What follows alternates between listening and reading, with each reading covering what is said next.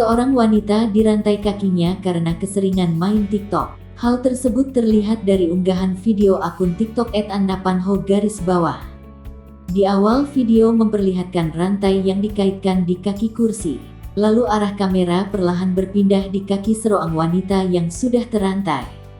Ia nampak tersenyum dan hendak melemparkan bantal pada perekam video.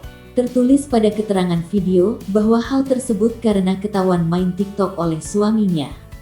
Akun @annapanho_ kerap membuat konten TikTok mulai dari berjoget atau hanya sekedar menjahili suaminya.